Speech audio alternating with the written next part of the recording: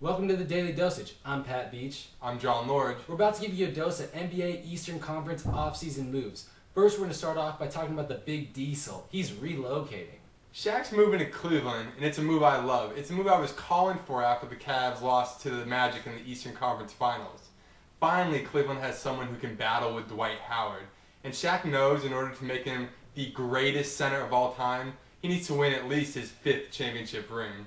I definitely agree. But talking about legacies, do you think it's going to hurt LeBron's legacy if theoretically they win the championship with Shaq this year? Because doesn't that put LeBron in a group of players like Kobe and D. Wade that need Shaq to win the championship? In order to win a championship, you almost always need 2 great players. So it's almost a rite of passage to win one with Shaq.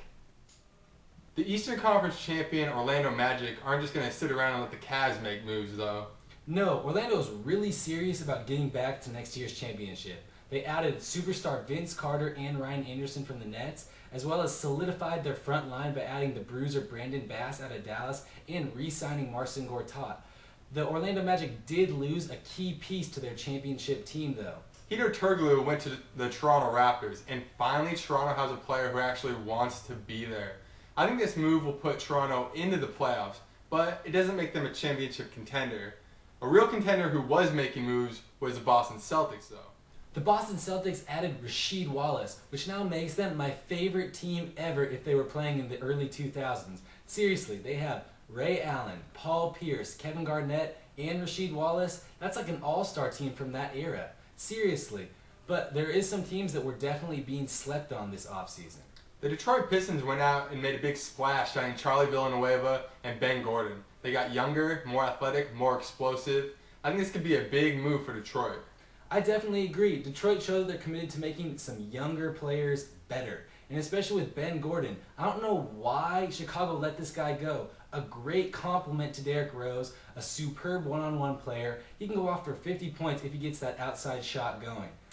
One team that looks great on paper is the Washington Wizards. They added Mike Miller and Randy Foye from Minnesota, and Gilbert Arenas is coming back from injury. But that's the problem, is they're all injury prone, probably the most injury prone lineup in the NBA. We don't know what they're going to look like in the middle of the year or towards the end of the season.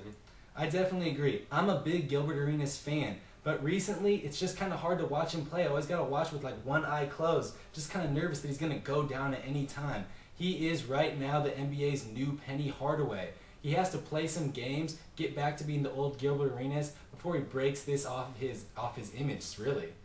And that's your daily dosage of NBA hoops. You got questions, we got answers. Hit up the comments, hit up the sidebar with the Twitter and the email. Check out our NBA offseason recap articles. And I got a question for you guys. Is Shaq going to tarnish LeBron James' legacy?